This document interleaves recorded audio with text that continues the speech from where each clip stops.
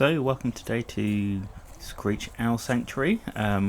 This is filmed last year during the baking hot heat wave, so that's why everyone is in shorts and t-shirts. And I've had this ready to edit and post for quite a while. So, enjoy.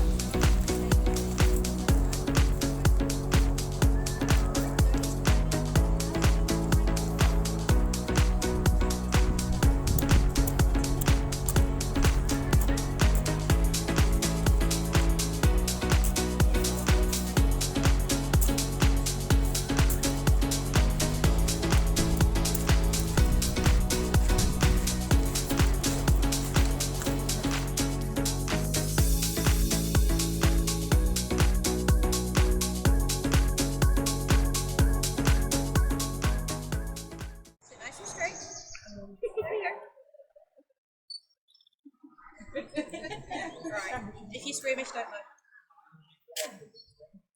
You gonna do it? Right, you can eat that bit. There we go.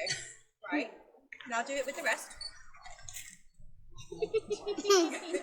Honestly, the saying of working with children and animals couldn't be more true.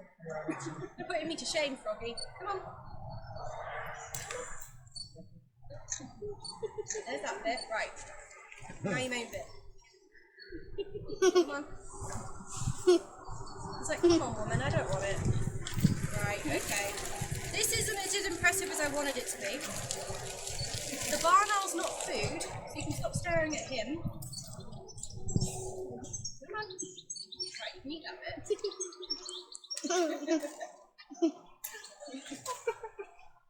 Shut your mouth when you're eating. Right, now this bit. Come on. It's literally just the last bit. You're not full. Don't look at me like that. Hey, shy, like people watch it. It's like, I don't want to do it with a crowd. See my disgusting eating habits of how greedy I am when I eat my food. You gonna do it? No? Sorry, guys. Well, you saw me eat a lot.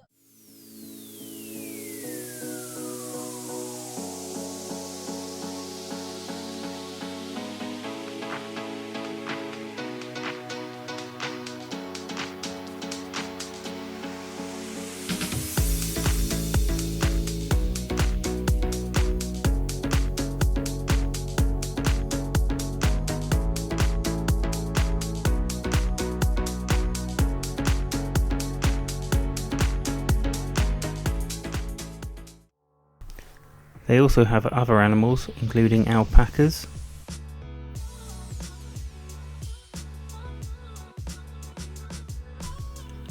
black and white ruffed lemurs,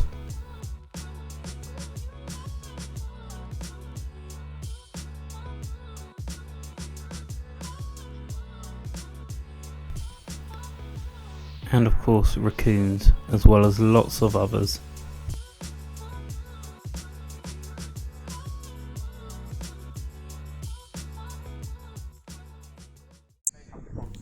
So this is one of the displays and talks. Say it. Right, we're going to do some flying in your flying display. Yeah, on then. It's not taxi service, madam. Thank you very much. Yeah, when I say that she is quite young, I think it's about 2 weeks ago. Lovely little Logan had her first birthday. So yeah, she's only just over 1 year old, bless her. And to be fair, it goes both ways. Some days she puts on a really, really good flying display. Other days, which I think is going to be one of these days. As I said, she's pretty much distracted by anything that moves. She doesn't pay much attention and she doesn't do an awful lot of flying. So what's just like to see what's going to happen today? Come on, it is a flying display. Yes, you do some flying. Come on, I can hear you answering me back. Come on. No, you're just going to make me look like an idiot in front of everyone. Fair enough. Now, when it comes to what she is, Logan is what's known as a great grey owl. This is where I find that if some people visit the sanctuary and you don't really know anything about owls, This is always a species that people actually tend to recognise quite a lot. To be honest, it actually only dawned on me a couple of weeks ago as to why that is, and this is where I do have to bring up Harry Potter. Of course, coming to an owl sanctuary, I suppose we've got to mention it at least once, so put your hands up if you are fans of Harry Potter at all. Quite a few hands, perfect. It's Madam. I mean, it's flying, I'll give you that, but you're supposed to fly to me. Too busy looking at Sarah, Now, the reason I bring up Harry Potter when it comes to her, I mean, yes, she's not a snowy owl, so she's not Hedwig, as it were. And I could actually only click the other day when I rewatched Chamber of Secrets. Because the second film, there is an owl in it called Errol. Errol is Ron's family's owl. Errol is also the owl that sort of crashes into everything all the time.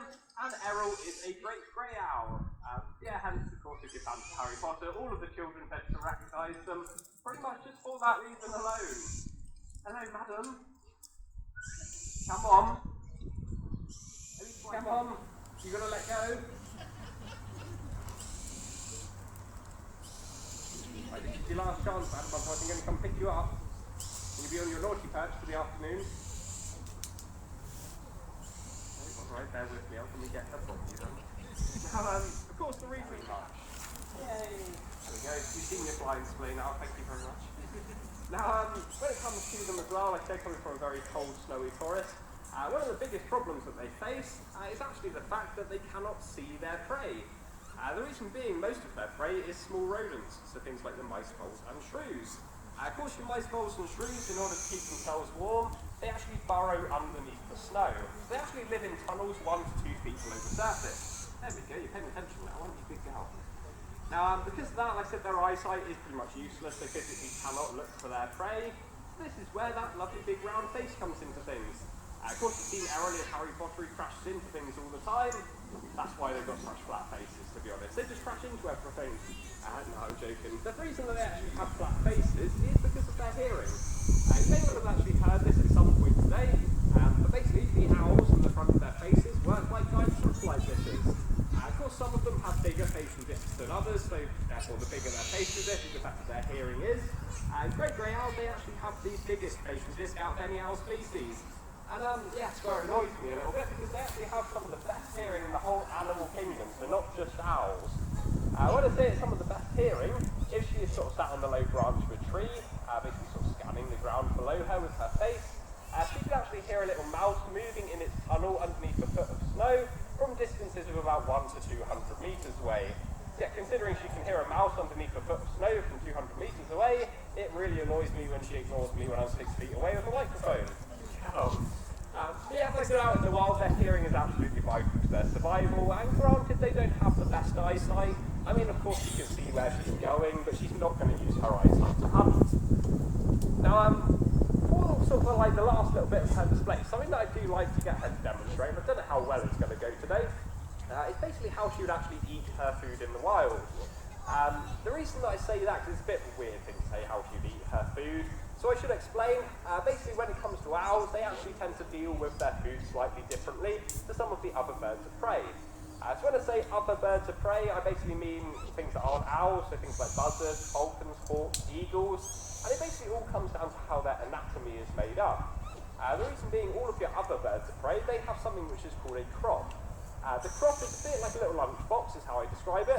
It's a little sort of pouch around their throat area. When they eat their food, it goes into their crop, and from there they can then sort of send their food to their stomach, and it lasts them for a long time because they can sort of choose when to release that energy. When it comes to owls, however, they do not have a crop, so all of the food that they eat, it actually goes straight down into their tummies. Now, for that reason, most birds of prey will tear their food into small pieces. Of course, tearing their food into pieces, it just basically helps them sort of digest it slower, they can then again release it over time. Owls, because they don't have the crop, they actually tend to swallow their food whole, so it makes them look very, very greedy, and that is what I'm hoping she's going to demonstrate in a minute or so. Of course, to do that, we do have to give her a nice big reward, and this is where I have to warn you about it. Of course, if you've listened to many of our talks today, you'll probably have figured out all owls are carnivores. Now, of course, when I say that she's going to have a nice big reward, it's not going to be a carrot or a piece of broccoli. Her nice reward today actually consists of 2-day-old cockerel chicks.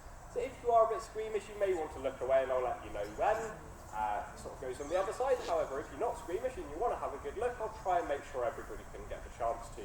Because she has 2 of her chicks, I'll give her 1 at each end of the grass, and then like I said, hopefully if you want to have a good look, you should all get a chance to. Really, thank you. I thought you were just ignoring me, never mind. Oh, and your fell off. And this is the part where she does tend to be a little bit clumsy because she gets very excited, because she pretty much knows about what's to happen, and what's about to happen, that's the right way around. So this is where I said if you're a bit squeamish, you might want to look away. For her first one, I'll get her to hop onto this perch. Not really. You haven't learned the script yet, have you, madam? Are you ready? Go. It's not taxi service. Thank you very much. Then hold on. I'll head down this end of the graph. She's probably following me already, isn't she? Yeah, quick then if you want to have a good look, please do. Hold on. Right, come on then. You're very excited today, aren't you? Now, when she does start sort of swallowing, I'll sort of try and spin her around a little bit so you'll all get a chance to see. However, I will warn you, I did this the other day. I just sort of did 5-minute talk telling people how owls don't tear their food in pieces very often. And what did she do? She tore it in pieces. So I can't promise she's going to swallow it, but make that backwards. Try turning it around, head first is better. Maybe that's better, head first. No. In your own time. We're all waiting. There we go. And just like that, it pretty much disappears. Okay, it doesn't take her very long.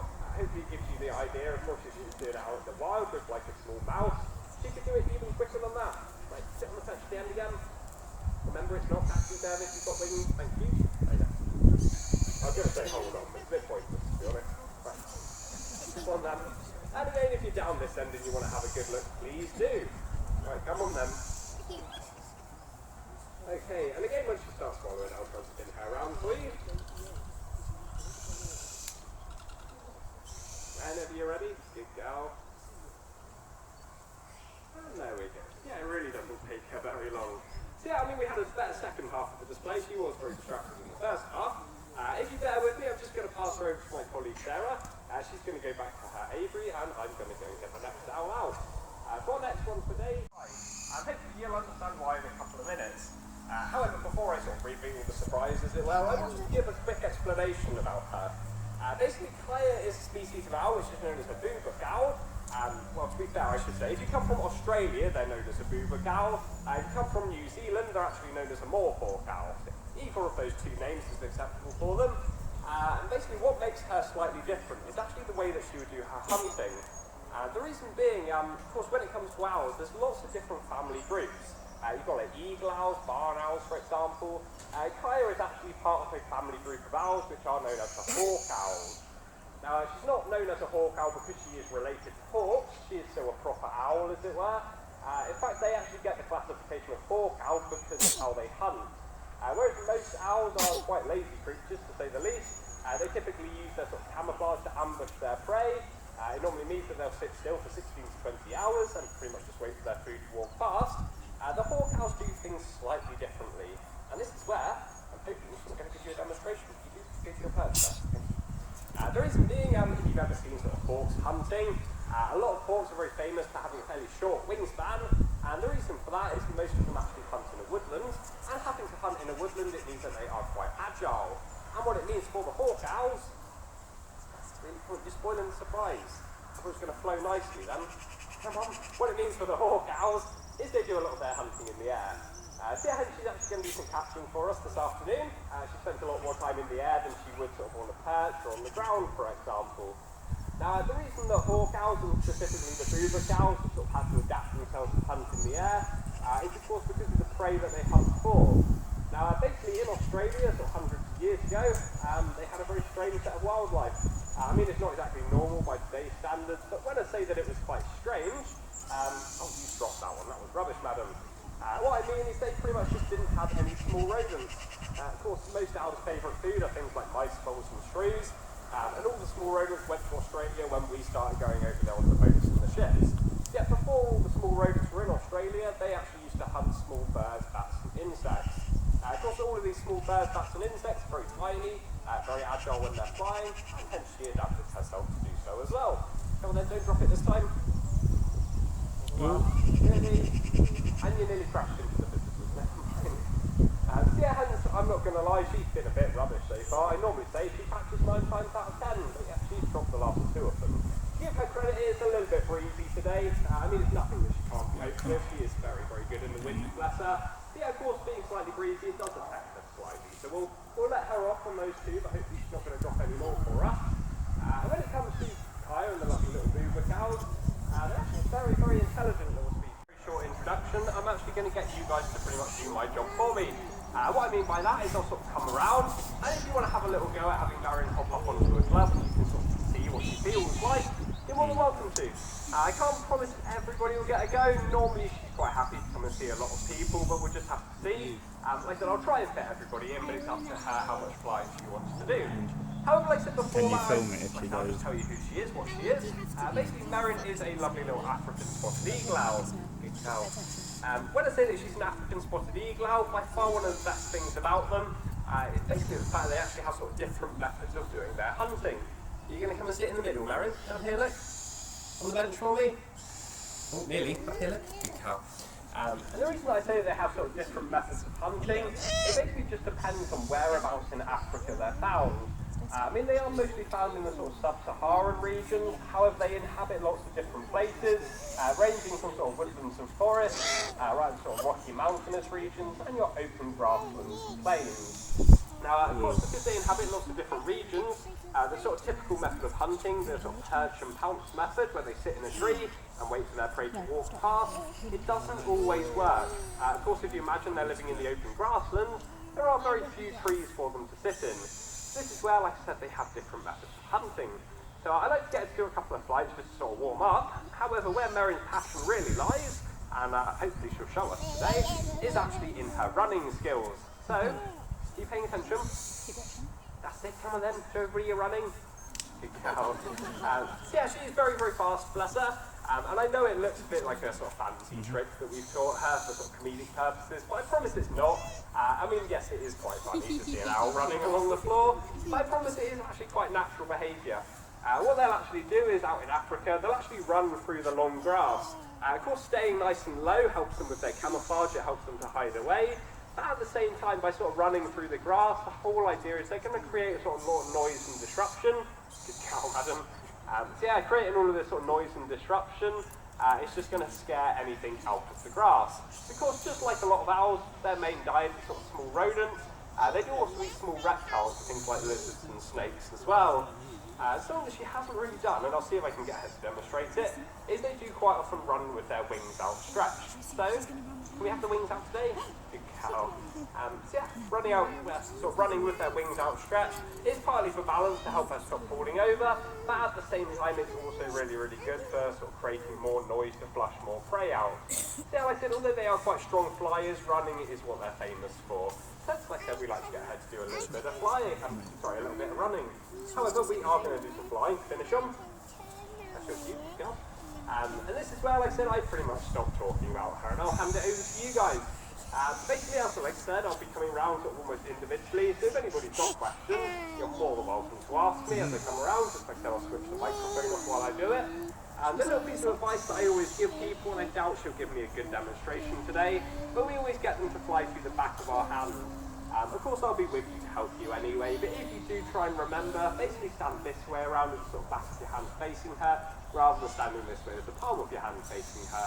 They just prefer it and they feel a lot more comfortable doing so. If you didn't want to stay and see Merrin, that's not a problem at all. The next activity is taking place in about 10 minutes time at 1:15. That is going to be our animal talks. So that includes the emus, the alpacas, the goats and the meerkats. So if you would prefer to start making your way down there, that's not a problem at all. Basically that starts down by the emus, which is just down in this direction. So like I said, head down there if you want to see the animal talks. If you wanted to stick around and meet Merrin up a little bit closer, that's not a problem at all as well. Where are you off to, madam? You're going to go see those people, fair enough. So like I said, in the meantime, I'll turn the microphone off. I'll come around with the spare glove and see if anybody wants to meet her. Like I said, I don't know if I'll be able to fit everybody in, but I'll do my best and we'll see how well she's going to behave today. Other than that, thank you very much for listening. I hope you enjoyed the display so far. Like I said, I'll come around with Darren, so thank you very much. And as you can see, I had a right hoot.